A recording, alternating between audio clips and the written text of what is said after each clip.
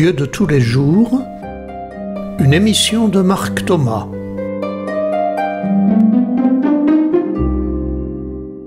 Bonne fête de Pentecôte à chacune et chacun de vous, chers amis auditrices et auditeurs.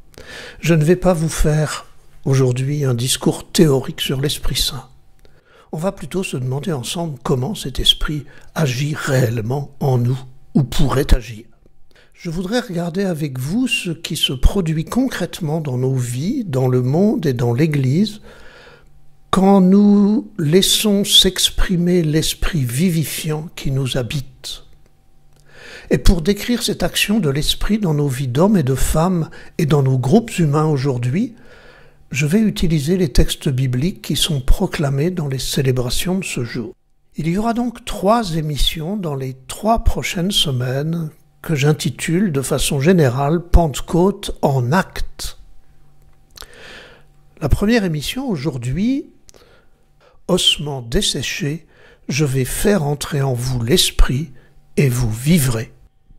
Deuxième émission la semaine prochaine, « Un esprit pour le monde ». Tout homme entend dans sa langue les merveilles de Dieu.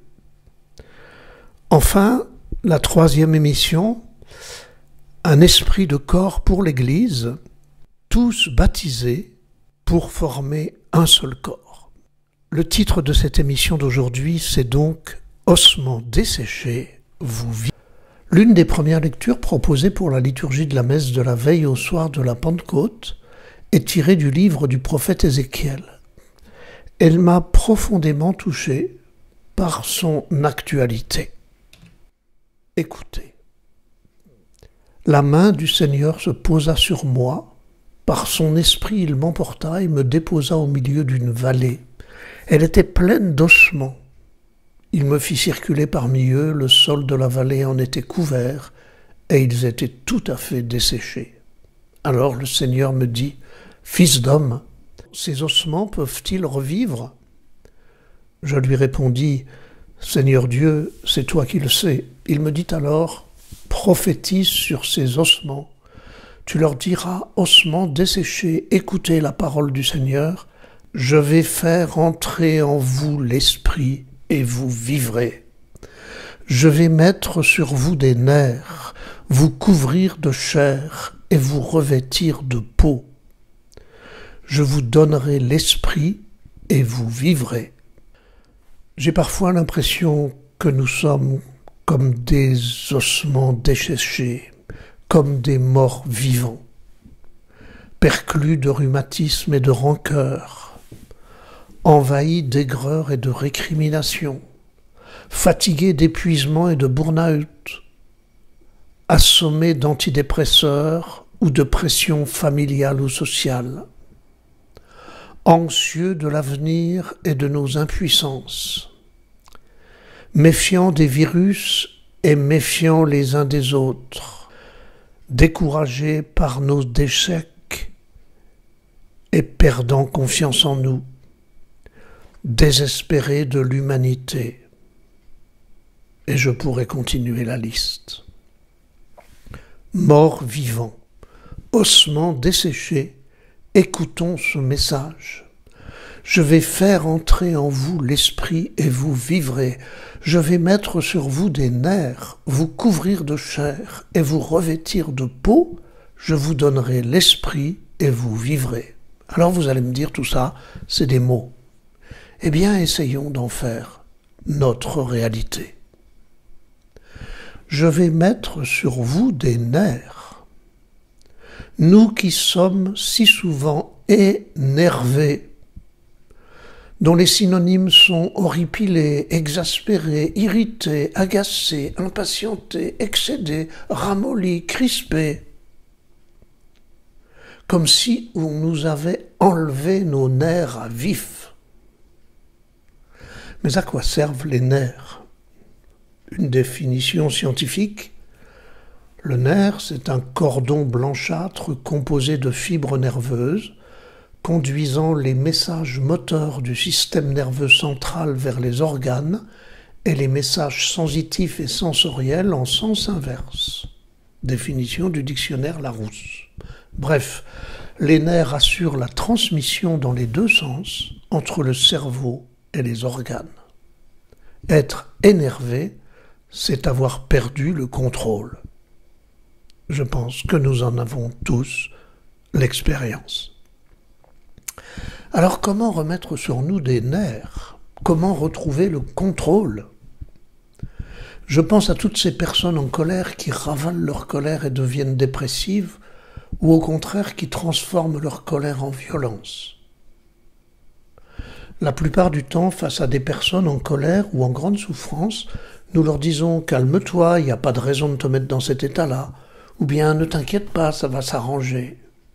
Mais en général, ça ne s'arrange pas et ça ne marche pas. Ça nous énerve même davantage. Et si au contraire nous leur disions « mais c'est quoi ta colère ? Qu'est-ce qui te met en colère comme ça ? Ou bien « qu'est-ce qui te fait mal ? Qu'est-ce qui est si insupportable pour toi ?» Non pas les inviter à refouler leur colère ou leur souffrance, non pas les minimiser sans arrêt comme si elles n'étaient rien, non pas les inviter à accuser les autres, mais les inviter à exprimer ce que ça leur fait. C'est cela, remettre des nerfs sur ces personnes et sur chacun de nous à certains moments. C'est inviter à exprimer sa colère sans projeter cette colère sur l'autre par des accusations ou des actes violents. C'est inviter à exprimer la colère en exprimant ce que je ne supporte pas, ce qui me fait mal.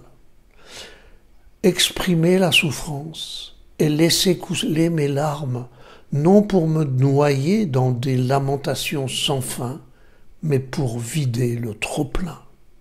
C'est cela, remettre des nerfs, permettre le contrôle, parce que l'expression, par des mots, de nos colères, de nos souffrances, restaure le contact entre notre cœur et notre tête qui contrôle. C'était donc pour les nerfs. Voici maintenant cette deuxième parole, je vais vous couvrir de chair. Des ossements desséchés, c'est un squelette qui n'a plus de chair ni de sang. Notre corps est fait d'os, de chair, du squelette rigide qui permet de tenir debout et de chair souple, comprenant les articulations, qui permettent de bouger, de s'adapter, de se toucher avec douceur.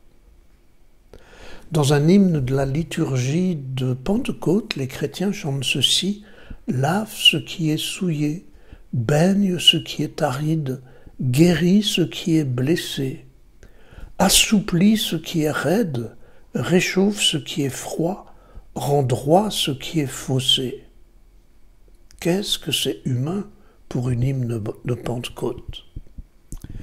Dans la Bible, l'homme chair, c'est l'homme naturel ou psychique avec son intelligence, ses sentiments, ses passions, ses désirs poussant à l'action, sa volonté, son activité personnelle et son enveloppe matérielle qui est son corps. Dans la Bible, la chair est envisagée comme l'ensemble des ressources de la personnalité humaine. La chair parle donc de tout ce qui nous rend humains.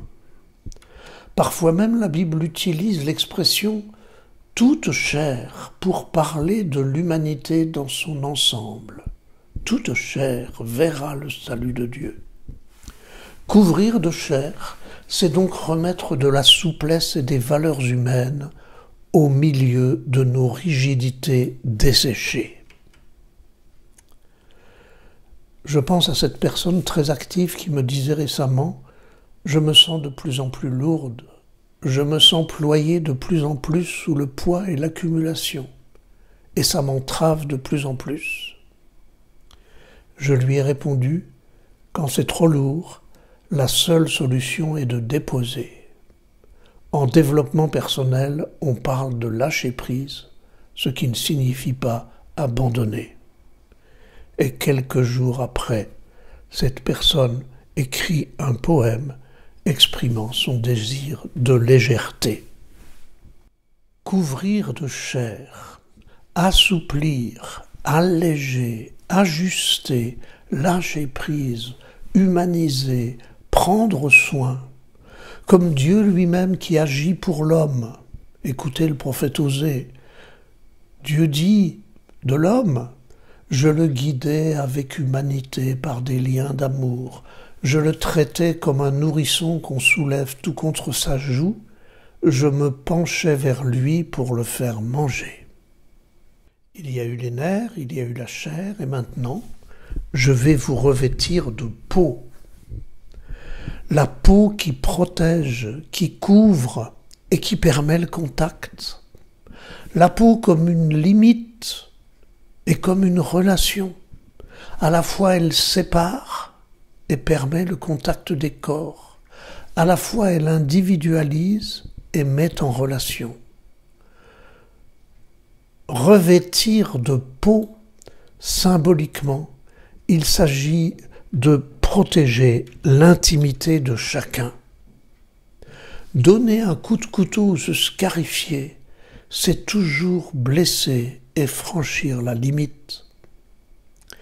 Souvent, nous nous sentons envahis, nous prenons sur nous nous laissons envahir. Nous laissons l'autre franchir les limites de notre intimité, parfois jusqu'au viol. D'autres fois, nous sommes à vif, comme une chair sans peau, et tout contact devient insupportable et douloureux. Être revêtu de peau, c'est prendre soin de soi, protéger son intimité, retrouver la juste distance qui garantit mon intégrité, sortir des relations toxiques. Je pense à cette personne qui a subi pendant des années l'agression physique et sexuelle de l'homme qui voulait toujours la posséder. Je pense à ces personnes qui se murent dans le silence d'une soumission imposée. Et aussi à ces personnes à vif dans leur travail ou dans la vie familiale, tellement les relations sont toxiques et insupportables. Être revêtu de peau, c'est parfois appeler au secours, aller chercher la protection d'une peau, d'une association qui protège les victimes, d'une personne de confiance. C'est parfois aller parler chez une personne qui va m'écouter sans me juger, chez qui je vais pouvoir, par ma parole, désinfecter mes plaies à vif et retrouver ma dignité et mon intégrité. Retrouver des nerfs, retrouver sa chair, retrouver sa peau. Et le texte terminé: je vous donnerai l'esprit et vous vivrez. Tout ce que nous venons d'exprimer et de ressentir dans les minutes qui précèdent, c'est cela l'action de l'Esprit Saint, bien incarné dans nos vies d'hommes et de femmes, dans nos postures humaines et dans nos rencontres régénérantes. Ça ne tombe pas du ciel de façon magique.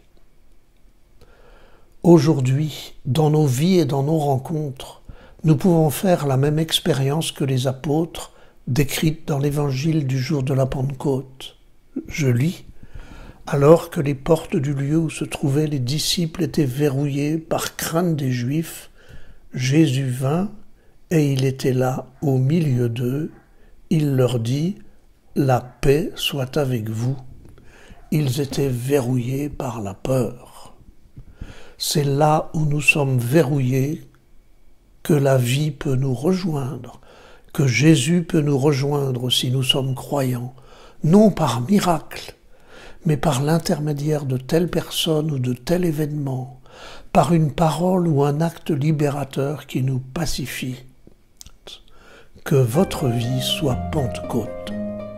Bonne semaine et à la semaine prochaine.